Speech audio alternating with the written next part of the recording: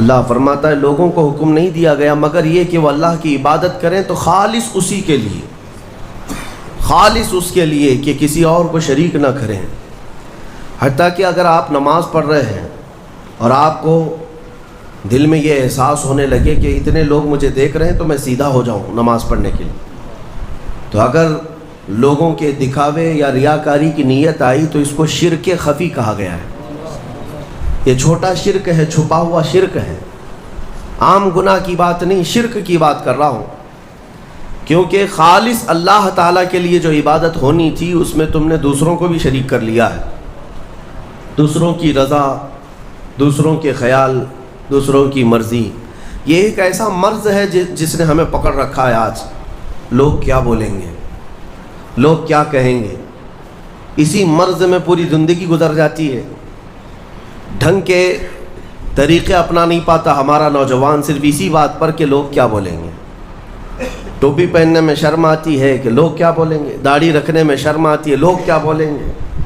لوگ کچھ نہیں بولیں گے، جب تم مرو گے تو صرف انا للہ بولیں گے اور کچھ نہیں، انا للہ و انا الیہ راجعون، اس کے علاوہ کیا کہیں گے آپ کے مرنے کے وقت۔ میرے عزیزوں، لوگوں کے احوال اور ان کے کوائف الگ الگ ہیں، تم اگر لوگوں کے لیے جیتے رہو گے تو کبھی قرار و سکون نہیں آ سکتا۔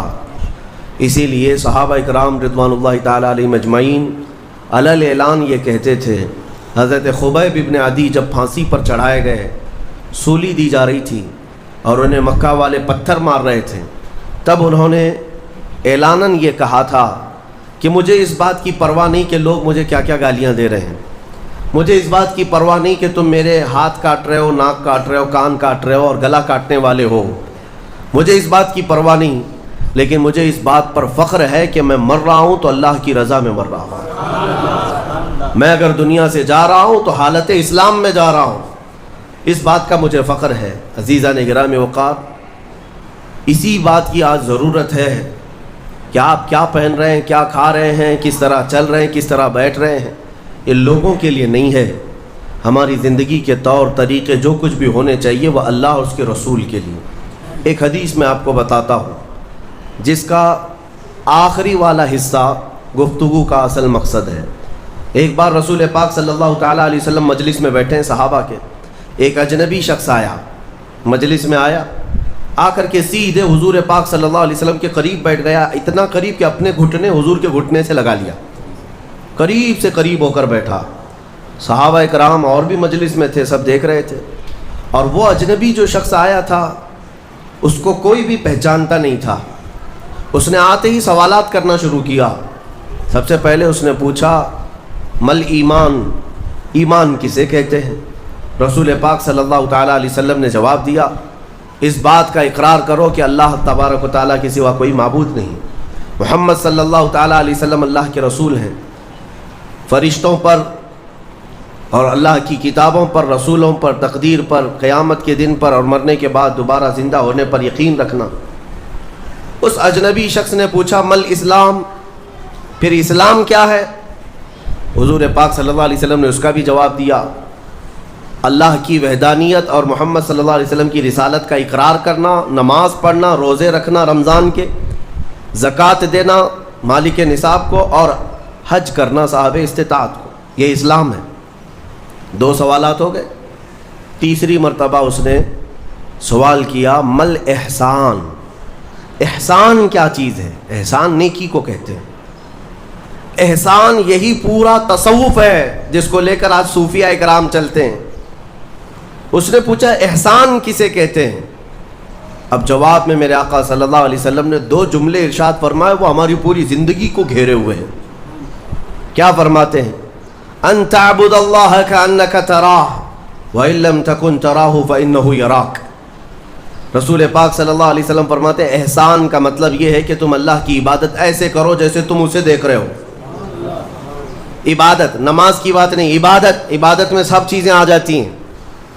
روزہ بھی عبادت ہے، زکوٰۃ بھی عبادت ہے، حج بھی عبادت ہے، خیرات بھی عبادت ہے، نماز بھی اس کا ایک حصہ ہے۔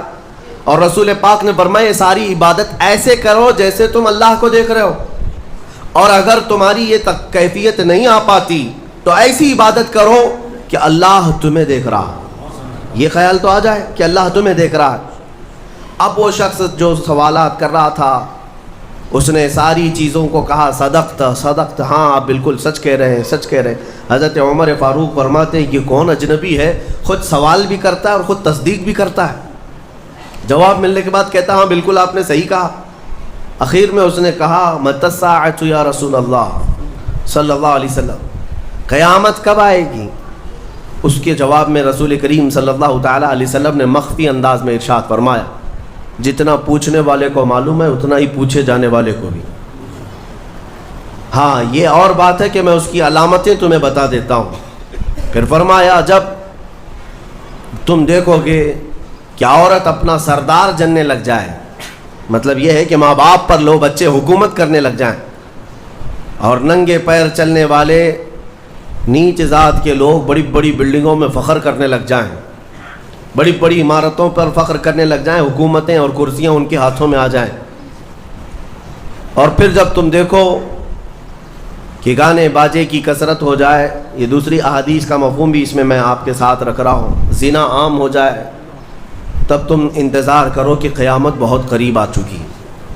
میرے عزیزو، حضرت عمر فاروق رضی اللہ تعالیٰ عنہ فرماتے ہم سب سن رہے تھے اور وہ اجنبی آیا اور سوالات کیا اور چلا گیا۔ حضرت عمر کہتے ہیں میں فوراً مجلس سے اٹھ کر باہر گیا کہ اس کو پکڑ کر کے پوچھوں کہ اتنے اہم سوالات کہاں سے لایا تھا، لیکن رسول پاک صلی اللہ علیہ وسلم نے مجھے بلایا، ادھر آؤ عمر، وہ کوئی مسافر نہیں تھا، وہ جبرائیل امین تھے جو تمہارا دین سکھانے آئے تھے۔ اتاکم جبرائیل یعلمکم دینکم، وہ تمہارا دین سکھانے تمہیں آئے تھے۔ بہرحال یہ حدیث جبرائیل اس کو کہتے ہیں۔ اس میں جو لفظ آیا ہے کہ تم اللہ کی عبادت ایسے کرو جیسے تم اسے دیکھ رہے ہو، یہ ہماری پوری زندگی کا حصہ ہونا چاہیے، پوری زندگی کا حصہ۔ اسی لیے میرے آقا صلی اللہ تعالیٰ علیہ وسلم سے سوال کیا گیا تھا، صحابہ نے پوچھا دنیا کی طاقتور چیزوں میں بڑی طاقت والی چیز کون سی ہے؟ ترتیب وار حضور اکرم صلی اللہ تعالیٰ علیہ وسلم نے ارشاد فرمایا لوہا ہے، لوہا بہت مضبوط چیز ہے۔ صحابی نے پوچھا کیا اس سے بھی زیادہ طاقتور کوئی چیز ہے؟ کہا ہاں اس سے بھی زیادہ اگر طاقت آگ میں ہے، کیونکہ آگ لوہے کو پگھلا دیتی ہے۔ پوچھنے والے نے کہا کیا آگ سے بھی زیادہ طاقت کسی میں ہے؟ حضور نے فرمایا ہاں پانی میں ہے، پانی آگ کو بھی بجھا دیتا ہے، پانی کی طاقت بہت زیادہ ہے، سونامی پانی ہی سے تو آتا ہے۔ اور اس کے بعد پھر پوچھنے والے نے کہا کیا پانی سے بھی زیادہ طاقت کسی کی ہے؟ آپ صلی اللہ علیہ وسلم نے فرمایا ہاں دنیا میں سب سے زیادہ طاقت ہوا کے اندر ہے، وہ پانی ہو کہ لوہا ہو کہ آگ ہو، سب کو ہوا اڑا لے جاتی ہے، اور ہوائیں جب جوش میں آئیں یا جلال میں آئیں تو بڑے بڑے پہاڑ بھی کھسک سکتے ہیں۔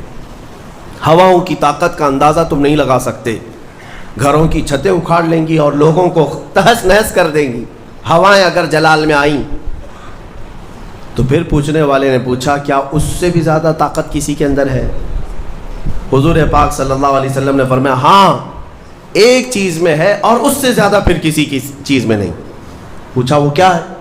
میرے آقا صلی اللہ علیہ وسلم فرماتے ہیں اس ہاتھ میں ہوا سے زیادہ طاقت ہے جو اللہ کی راہ میں عطا کیا تو دوسرے ہاتھ کو خبر نہ ہوگی۔ یہ اخلاص والا ہاتھ، اخلاص والا ہاتھ کہ اسے خود خبر نہ ہوئی ہو کہ اس نے اللہ کی راہ میں دیا ہے تو کتنا دیا، کیسے دیا۔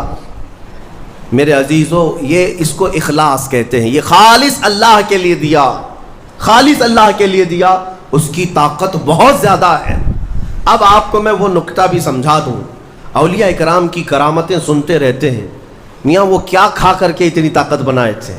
غوث پاک رضی اللہ تعالیٰ عنہ بغداد میں بیٹھے ہوں اور دریا میں اگر سیلاب یا طوفان آ جائے اور کشتی بھنور میں پھنسنے لگے تو کئی واقعات ہیں کہ کشتی میں بیٹھے ہوئے مسافروں نے دیکھا کہ غوث پاک تشریف لائے، ان کی کشتی کو سل دیا، سنبھالا۔ جن کشتیوں میں پھٹن تھی یا پانی آ رہا تھا، یہ طاقت کیسے، یہ تصرف کیسے ان کے پاس حاصل ہوا؟ کوئی کھانا پانی ایسا ہے دنیا میں جس کو کھانے کے بعد اتنی بڑی طاقت مل جاتی ہے؟ میرے عزیزو یہ اولیاء کاملین کے پاس جو بھی طاقت تھی وہ اخلاص کی طاقت تھی، وہ جو عمل کرتے تھے وہ خالص اللہ کے لیے کرتے تھے، خالص اللہ کے لیے، اور وہ اپنے آپ کو تک فنا کر چکے ہوتے اللہ رب العزت کی بارگاہ میں۔ اسی لیے میرے عزیزوں ان طاقتوں کے سامنے دنیا کی کوئی طاقت ٹک نہیں پاتی. اخلاص کی طاقت. آج تم کر کے تو دیکھو, اللہ رب العزت کی بارگاہ میں اگر مخلص ہو گئے تو شیطان جو چیلنج کر کے آیا تھا اللہ کی بارگاہ میں, لَأَقْعُدَنَّ لَهُمْ صِرَاطَكَ الْمُسْتَقِيمَ, مولا میں تیرے سیدھے راستے پر بیٹھ جاؤں گا, جو بھی تیرے سیدھے راستے سے گزرے گا میں اس کو بہکاؤں گا, کبھی دائیں جانب سے, کہیں بائیں جانب سے, کبھی آگے سے, کبھی پیچھے سے. قرآن کی آیت میں بتا رہا ہوں آپ کو, 8ویں پارے میں اللہ نے فرمایا, شیطان یہ چیلنج کیا اللہ سے, قیامت تک تو مجھے مہلت دے دے, میں تیرے بندوں کو بہکاؤں گا. اور پھر اللہ تبارک و تعالیٰ سے وہ کہتا ہے کہ ان سب کو سیدھے راستے سے میں ہٹاؤں گا. لیکن شیطان نے آخر میں ایک جملہ یہ بھی کہا, مولا یہ جتنے بھی سیدھے راستے پر چلیں گے ان کو بہکا تو دوں گا, الا عبادک منہم المخلصین, مگر تیرے وہ بندے جو اخلاص کے ساتھ تیری عبادت کرتے ان پر میرا داؤ نہیں چل سکے گا, میں انہیں نہیں بہکا سکوں گا. اب اندازہ کرو کہ شیطان جس کے پاس ساری طاقتیں آ جاتی ہیں باطل طریقے سے وقتی طور پر, وہ عاجز آ گیا, تو پھر دنیا کی یہ چھوٹی موٹی طاقتیں تمہارا کیا بگاڑ لیں گی؟